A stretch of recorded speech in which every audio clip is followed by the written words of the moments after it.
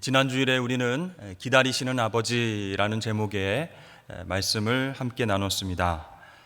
둘째 아들의 유산을 미리 나눠달라는 이 황당하고 철없는 요구를 들어주신 그 아버지가 하염없이 그 집 나간 아들을 기다립니다. 그것은 수동적인 기다림이었죠. 이런 아들을 왜 적극적으로 찾아 나서지 않는가? 그것은요, 그 아들을 인격체로 대하고 구원에 참여할 시간과 공간을 배려하시는 그런 어떤 아버지의 인내와 사랑의 모습이다라고 말씀을 나눴습니다. 자, 아버지는요, 모든 것을 탕진하고 돌아온 그 아들을 격하게 맞이했죠. 미리 준비했던 좋은 옷과 또 가락지와 또 신발을 신겨줍니다. 그러면서 아들의 지위를 회복시켜 주었죠. 여기에서 아무것도 묻지도 않고 따지지도 않고 환대해 주었던 것입니다. 또한 살찐 송아지를 잡아다가 기쁨의 잔치를 준비하였습니다.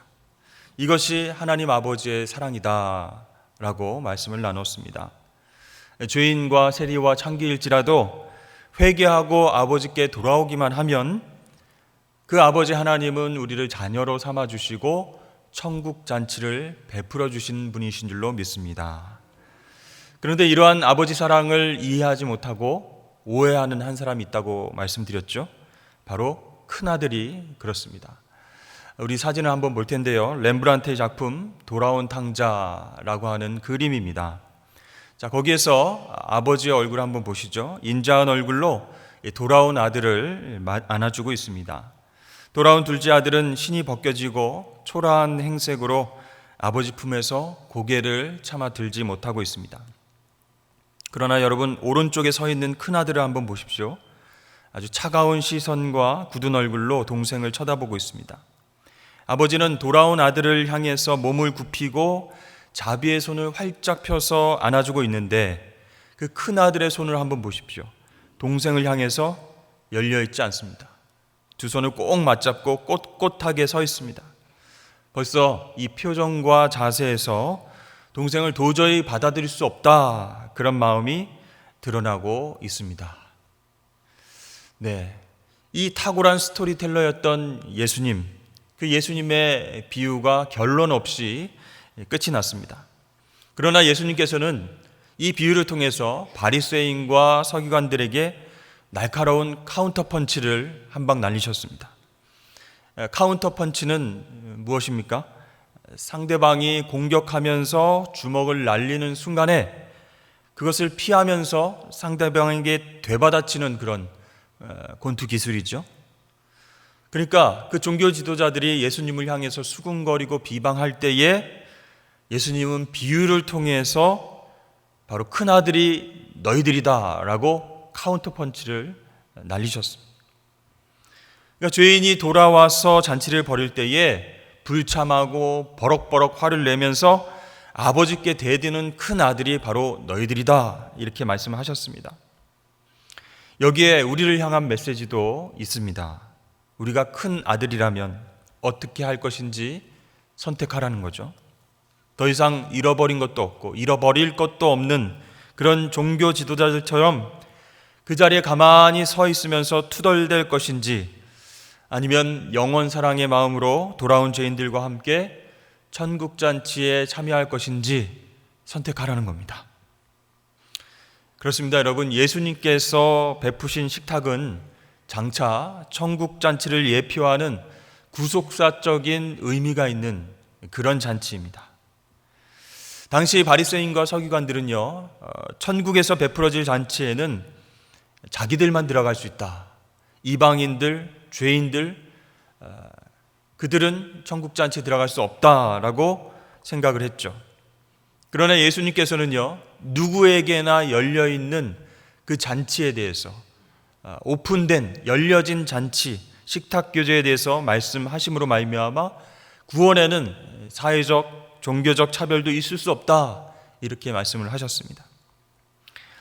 자, 우리는요, 그동안 이 탕자의 비유를 통해서 둘째 아들에게만 초점을 맞추어서 이 말씀을 읽어보곤 했습니다. 그러나 오늘 이 시간을 통해서는요, 이 큰아들, 맏아들에 대해서 한번 생각해 보는 시간을 가졌으면 좋겠습니다. 우리가 놓치고 있는 그런 큰아들의 모습은 없는가? 둘째가 탕자였다면 이 첫째는 정말 하나님 보시기에 모범생인 그런 아들의 모습이 아니었는가? 그런데 왜 바리새인과 서기관들을 탓하시면서 비유로 공격하시는 그런 대상이 되었는가 한번 생각해 보았으면 좋겠습니다. 그러려면요, 이 아버지에 대한 의문을 먼저 풀어야 할 것입니다. 이 아버지, 비유 속에 나타나는 아버지는 왜 순순히 그 아들에게 유산을 나누어 줬는가? 그것이 의문이라는 거죠. 자, 힘있고 권세 있는 아버지로서 아들의 버르장머리 없는 그 언행을 통제하고 엄벌에 처했다면 이러한 사단은 일어나지 않았을 텐데 왜 아버지는 그냥 유산을 나눠줘서 그런 힘든 일들이 일어났는가?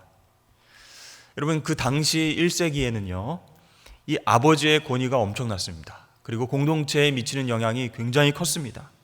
신명기 말씀에는요, 불순종하는 아들은, 범죄한 아들은 죽이라, 이렇게 말씀을 하고 있습니다. 그리고 미드라시에서도 이 범죄한 아들의 장례 예식을 미리 치르라, 이렇게 이야기를 해서 아예 공동체에서 발을 붙이지 못하도록 그렇게 만듭니다. 그런데요, 비유 속에 나타나는 아버지는 죽기도 전에 유산을 나눠줍니다. 여러분, 유산은 곧 생명입니다. 왜냐하면 죽어야 나눠줄 수 있으니까. 그런데 이 아버지는 생명과 같은 유산을 그냥 힘없이 나눠주는 겁니다. 어떤 학자는요, 이런 아버지를 힘없는 전능자의 모습이다라고 얘기합니다. 자, 예수님께서는 왜 그 시대를 살아가던 평소의 그 아버지의 모습을 이야기하지 않고 완전히 다른 이미지의 아버지의 이야기를 했을까? 그런데 여러분 한번 생각해 보십시오. 아버지 품이 정말 지겹다. 함께 사는 것이 별로다. 뛰쳐나가고 싶다.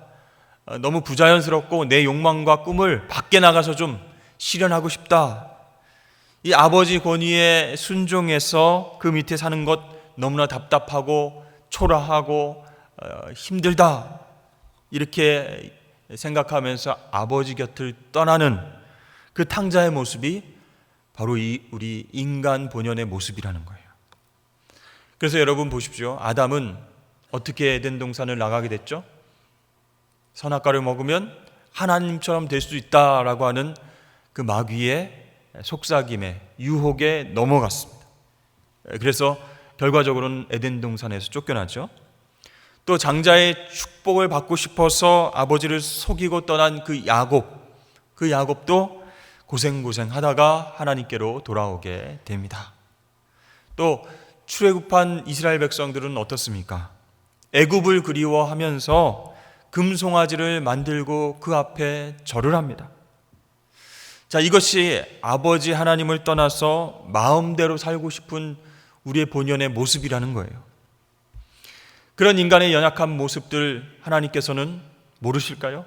다 아신다는 겁니다. 그러나 우리 하나님 본질상 사랑의 하나님이시기 때문에 무조건 그러한 모습을 보시고 심판하고 때리시는 분이 아니라는 겁니다. 우리가 죄 짓기를 원하시는 분도 아니시지만 강제로 자신의 힘을 사용해서 우리를 통제하고 붙잡는 분도 아니시라는 겁니다. 그렇습니다. 우리 하나님 아버지는요, 우리 인격적이고 또 자유의지를 존중하시는 그런 분이세요. 당시의 아버지가요, 반항적인 아들, 불순종한 아들, 사형에 처할 수 있을 정도로 권위가 있는 그런 존재였지만, 그렇죠? 하나님도 마찬가지로 절대 주권자로서 죄인의 인생을 완전히 파멸시키시고 이 땅을 심판하실 수 있는 그런 능력이 있는 권능이 있으신 분이십니다. 하지만 우리 하나님은 비유 속의 아버지처럼 그 힘을, 그 권능을 자녀들에게는 조금도 사용하시지 않는 그런 분이시라는 거예요. 그래서 마음은 아프지만 스스로 회개하고 돌아오기를 기다리시는 아버지. 그것은 어떻게 보면 힘없는 전능자의 모습처럼 보이지만 이 타락한 죄인을 아끼시고 끝까지 사랑하시는 그런 사랑의 아버지의 모습이라는 겁니다.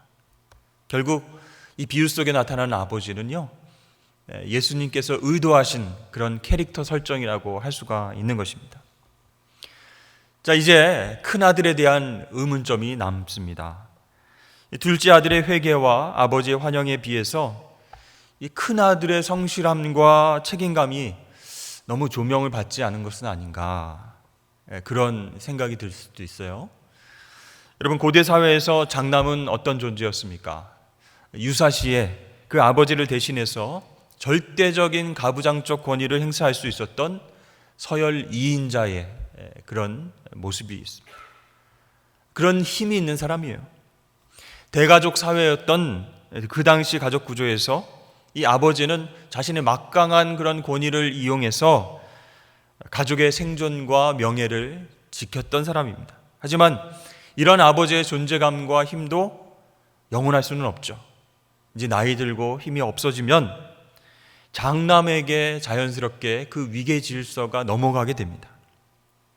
또 이 고대 이스라엘 사회에서는요, 이 유산의 상속권은 원칙적으로 아들들에게만 있었습니다.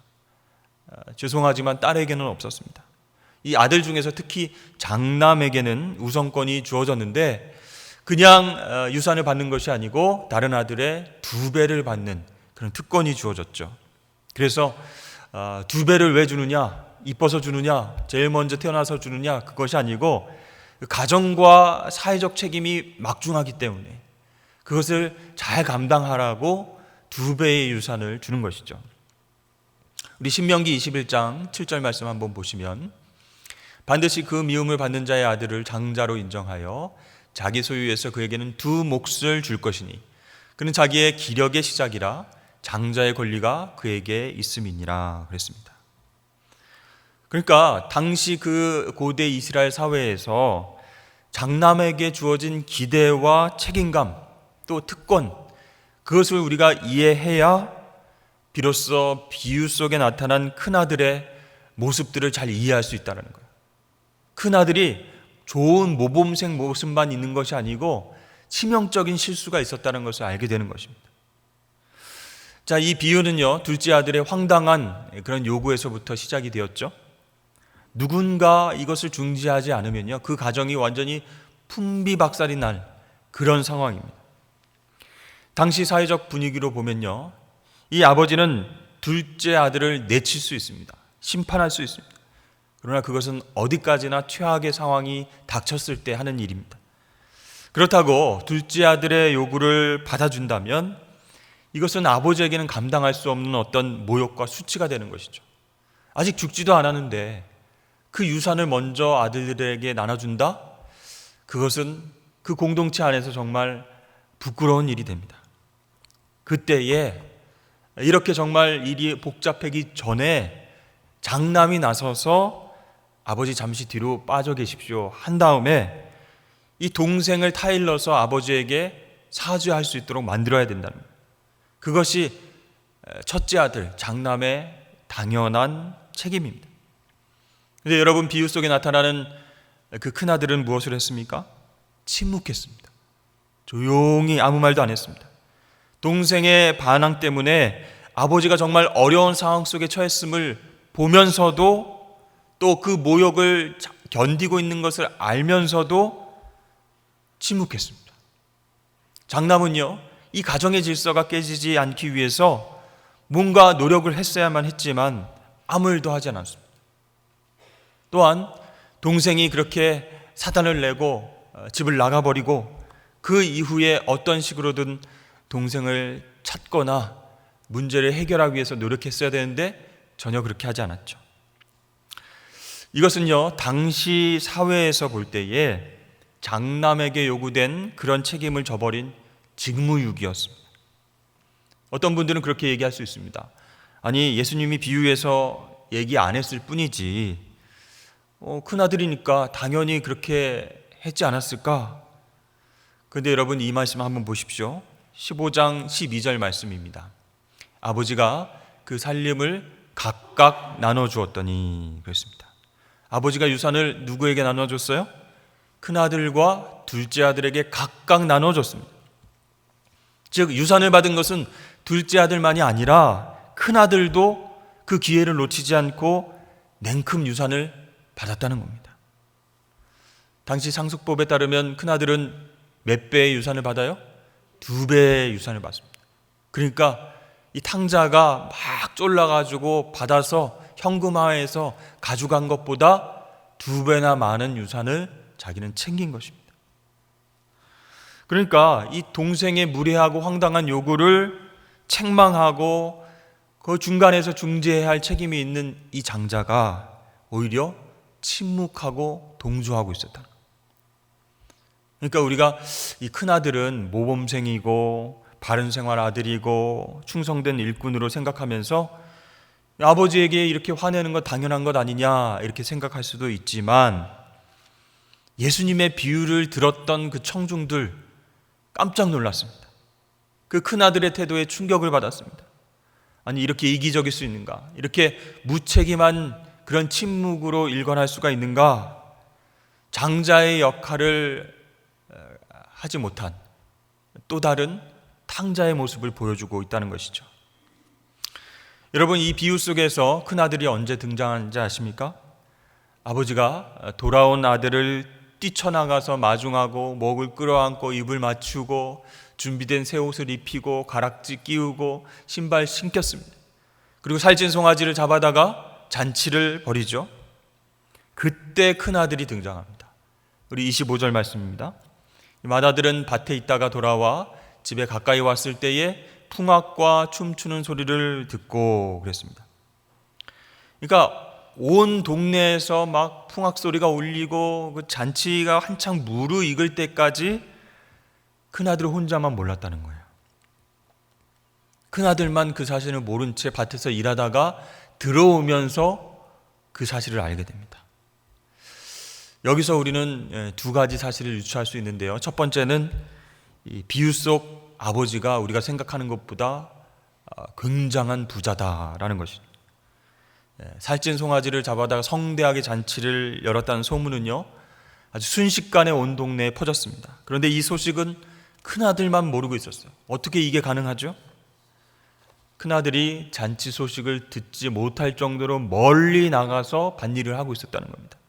따라서 아버지는 그 근방에 작은 땅을 소유한 그런 지주가 아니라 정말 멀리까지 거대한 토지를 가지고 있었던 그런 대지주임을 알 수 있습니다. 두 번째로 알 수 있는 것은요, 잔치 소식을 혼자만 몰랐다라는 것은 혹시 이 아버지에게 큰아들이 소외당하고 있지 않았는가.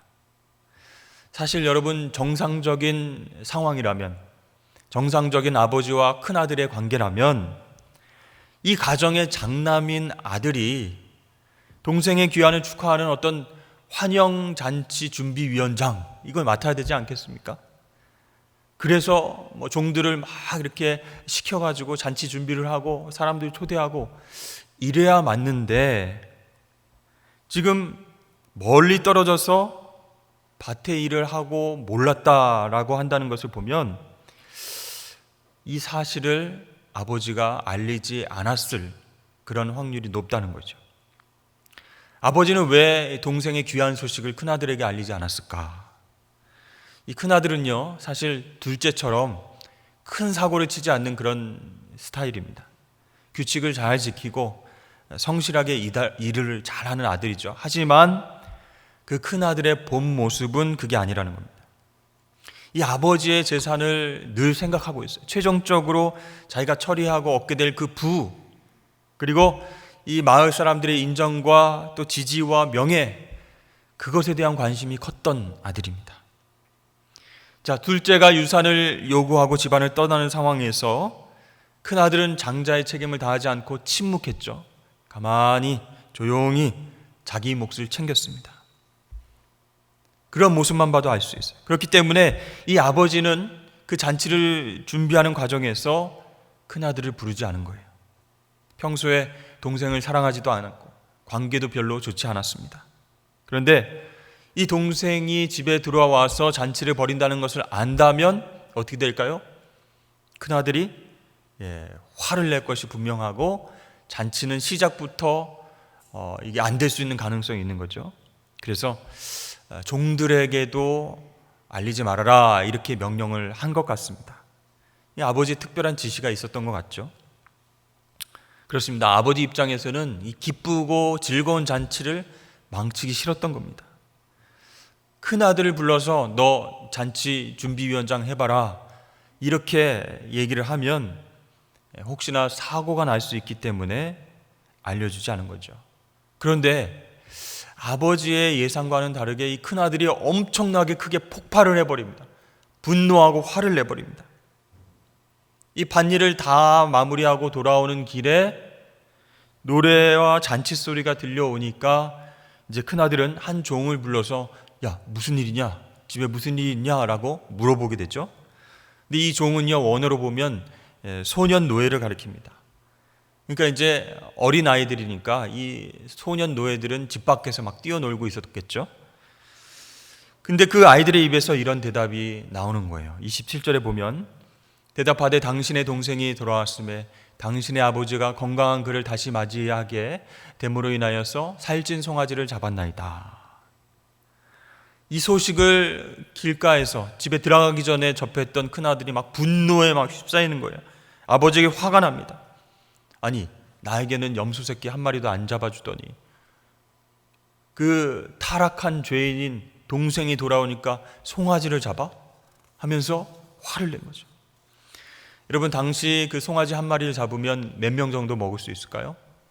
10명? 20명? 50명? 더 됩니다. 한 100여 명이 함께 고기를 나눌 수가 있습니다. 그러니까 이것은 단순히 가족들과 파티를 여는 게 아니고 주위에 있는 이웃들을 다 초청한 거예요. 동네 이웃 사람들을 다 모여라 이렇게 해놓고 우리 아들 돌아왔다. 이제 진정한 아들로서 내가 그 지위를 회복시켜 줄 것이다. 이 잔치를 통해서 그런 의도로 많은 사람들을 초대한 것이죠. 큰아들은요 막 화가 나서 집에 들어가지도 않습니다. 씩씩거리면서 화를 내고 있었습니다. 28절 말씀에 보시면 그가 노하여 들어가고자 하지 아니하거늘 아버지가 나와서 권한대 그랬습니다. 그러니까 너무 화가 나서 집에 들어가지 않고 씩씩거리니까 오히려 아버지가 나와서 다 이루고 있습니다. 여러분, 무엇이 그렇게 큰아들을 화나게 했을까? 첫 번째로 동생에 대한 적대감이었습니다. 여러분, 비유에 나오는 그 집안의 아들은 몇 명이죠? 2명입니다. 다른 자녀들이 없습니다. 이 큰아들은 하나밖에 없는 동생, 그 동생을 싫어합니다. 아예 관계를 맺고 싶어 하지 않습니다. 그래서 우리도 지난 시간에 살펴봤듯이 동생을 내 동생이라 이렇게 얘기하지 않고 아버지에게 당신의 아들이요 이렇게 표현하고 있죠. 그리고 의도적으로 그 둘째 아들의 범죄에 대해서 구체적으로 얘기를 하고 있습니다. 아버지의 살림을 창기와 함께 다 날려버린, 다 삼켜버린 이 아들이 돌아왔다. 이렇게 자기가 확인하지도 않았지만 어떻게 그 범죄한 것을 알아요? 왜 그런 얘기를 하는 것이죠? 이 둘째의 죄가 그러한 것이 확실하다면 율법에 의해서 돌에 맞아 죽어야 됩니다. 그러니까 이것은 자기가 구체적으로 조사하지도 않았는데 창기와 함께 돈을 다 날려버렸다라고 고자질하는 것은 무슨 의미겠어요? 이 동생이 죽었으면 좋겠다. 율법에 의해서 돌 맞아 죽었으면 좋겠다. 심판받으면 좋겠다. 그런 마음, 그런 적개심, 그런 것들로 가득 쌓여 있었습니다. 그런데 그를 환영하다니 말이 안 된다는 거죠. 막 화가 나는 겁니다. 두 번째로 이 아버지에 대한 적개감입니다. 우리말 성경에는 안 나와 있지만요, 헬라어 원어에 보면 아버지에 대한 항변을 이렇게 시작하고 있습니다. 이두 이렇게 원어에 시작하고 있는데 그것은 이봐요 이런 뜻입니다. 보십시오 이런 뜻이에요. 길에서 마주치는 어떤 행인들에게 할 법한 이야기입니다. 이런 호칭을 아버지에게 쓰는 아들이 어디 있습니까? 이 큰아들은요 아버지에 대한 최소한의 예절과 공경이 없습니다. 보십시오, 이봐요, 나는 여러 해 동안 당신을 위해서 열심히 명을 어김이 없이 노력했는데, 섬겨왔는데 이렇게 얘기를 하는 겁니다. 눈에 팍 힘을 주면서 이봐요. 여러분, 여기서 섬겼다는 그 원어의 말은요, 종을 의미하는 둘로스에서 온 그런 동사입니다. 그렇다면 여러분, 이 큰아들은 어떻게 살아왔다는 겁니까? 지금까지 아들로 살아온 게 아니고 종으로서 살아왔다는 거예요. 종처럼 일했다는 거예요. 뭔가 나에게 떨어질 그것을 기대하면서 종처럼 일했다는 거예요. 자원하고 감사하고 존경하는 그런 마음으로 아버지를 섬긴 것이 아니라 강박적인 마음으로 내가 이 일을 잘 해내야 되겠다, 꼭 지켜내야 되겠다, 그래서 2배의 유산을 잘 지켜내야 되겠다, 이런 마음으로 지금까지 종살이를 한 것입니다. 이렇게 참아온 목적이 있죠. 끝까지 아버지를 사랑하고 존경하지 않으면서 둘째 아들을 미워하면서까지 참아낸 이유가 무엇입니까? 아버지 죽으면 그 유산을 잘 챙기려고. 이 둘째 아들은요, 머리가 좀 비상했던 것 같아요. 그래서 아버지가 준 그 유산을 빨리 현금화해가지고 집을 나갔습니다. 그런데 큰아들은 그런 어떤 무모함과 담대함이 없습니다. 약간 내성적인 것 같아요. 그리고 마음도 조마조마해서 그런 짓을 못합니다. 근데 여러분, 돌아와서 이 둘째 아들이 아버지 앞에서 뭐라고 회개합니까? 아버지여, 내가 하늘과 아버지께 범죄했습니다, 이렇게 회개하고 있죠. 그런데 큰아들은 어떻게 말합니까? 여보세요, 내가 몇 년 동안 당신을 종처럼 섬겼는데 한 번도 명을 어긴 적이 없소이다. 확연히 대주되는 그런 대사를 하고 있죠. 여러분, 여기에서 큰아들은 전형적인 율법주의자의 모습을 보여주고 있습니다. 기쁨과 감사가 없어요. 사랑이 빠진 채 강박적으로 법을 지켜야 된다라고 하는 그런 어떤 율법주의적인 생각으로 아버지를 섬기고 있었습니다. 그렇기 때문에 자기 자신이 뭘 잘못하고 있는지 모르는 거예요. 이런 이런 모습은 당시의 바리새인, 서기관, 율법학자들, 또 예수님이 말씀하신 부자 청년과 닮았습니다. 이 마태복음 19장 20절 말씀 보여주실까요? 부자 청년이 이르되 이 모든 것을 내가 지켜 싸운데 아직도 무엇이 부족하나이까? 여러분, 율법을 아무리 잘 지키고 온전히 지켰다 할지라도 하나님 아버지 앞에서 내가 모든 걸 다 지켰습니다라고 얘기할 사람이 어디 있겠습니까? 완전히 지킬 수 있는 사람은 없습니다. 그러니까 한마디로 자기 기만이에요. 교만한 거예요. 둘째 아들은 나하고는 차원이 틀리다, 비교하는 것 자체가 기분 나쁘다라는 거예요. 그런데도 어떻게 합니까? 비교합니다. 나에게는 염소 새끼 하나도 안 주고, 그 둘째 아들에게는 송아지 잡아주고. 그러니까 율법주의에 신음하고 그것을 지키려고 노력하지만 힘든 생활을 하고 있는 사람이 바로 큰아들입니다. 자, 여러분, 이 큰아들의 분노에 아버지는 어떤 마음이 들었을까요? 아휴, 작은 놈이나 큰 놈이나 똑같은 놈들이구나, 막 이렇게 한숨을 쉬었을 것 같아요. 31절 말씀 보십시오. 예, 너는 항상 나와 함께 있으니 내 것이 다 내 것이로되, 그랬습니다. 아버지에게 이봐요, 보십시오 라고 말했던 그 큰아들에게 아버지는 얘야, 이렇게 따뜻한 호칭을 불러주고 있습니다. 친밀감의 호칭. 그러면서 무엇이라고 얘기해요? 내가 가진 모든 것이 다 내 것이 아니겠느냐. 아버지가 간파한 거예요. 이 아들의 불만, 큰아들의 불만이 어디에 있는지, 목적이 어디 있는지 아는 거예요. 재산에 있다는 거 아는 거예요. 내가 가지고 있는 것 다 네 것 아니겠느냐. 왜 그렇게 화를 내느냐. 그러면서 이렇게 기쁜 잔치를 배설한 이유를 설명하고 있습니다. 한 영혼이 죽었다가 돌아온 것만큼 기쁜 일이 어디 있겠느냐. 네 동생은 완전히 장례의식을 치러야 하는, 율법적으로 사회적으로 완전히 매장되어서 돌아올 수 없는 아들이었는데 돌아왔잖니. 죽었다가 살아왔잖니. 기쁘게 같이 잔치를 벌여야 되지 않겠니? 여러분, 신앙생활하는 많은 사람들 중에서 큰아들처럼 하나님 섬기는 사람들이 종종 있습니다. 율법주의에 갇혀서 종처럼 열심히 일하지만 기쁨이 없어요. 감사함이 없어요. 그런 사람이 있어요.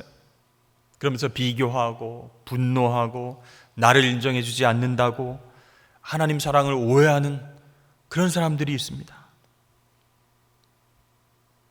순간순간마다 기회가 되면 자신의 의를 막 자랑하고 종처럼 노력한 것에 대한 보상을 받기 위해서 하나님 왜 나는 이런 축복을 안 주십니까? 저 사람은 저렇게 주는데 왜 나는 안 줍니까? 이렇게 불평불만하며 살아가는 큰아들과 같은 모습에 우리가 있지 않습니까? 여러분, 큰아들과 둘째 아들 똑같이 탕자입니다. 도끼인 객끼입니다. 모두 하나님의 은혜와 긍휼이 필요한 그런 불쌍한 자녀들이에요. 여러분, 오늘 이 말씀을 통해서 우리가 또 다른 탕자가 아닌지 모르겠습니다. 우리 주위의 죄성과 연약함으로 인해서 흔들리는 그런 이웃들을 바라보면서 무조건 정죄하지는 않았습니까? 또 신방하고 중보 기도해 준다고 하면서 남의 이야기를 듣고 쉽게 전달하고 상처를 주지는 않았습니까? 나는 그 사람들하고는 다르다. 그들이 하나님께 관심 받는 것, 축복받는 건 너무 싫다. 내 앞에 나타나는 것도 싫다. 이러한 마음을 갖고 신앙생활하는 그런 큰아들이 되지 않기를 바랍니다.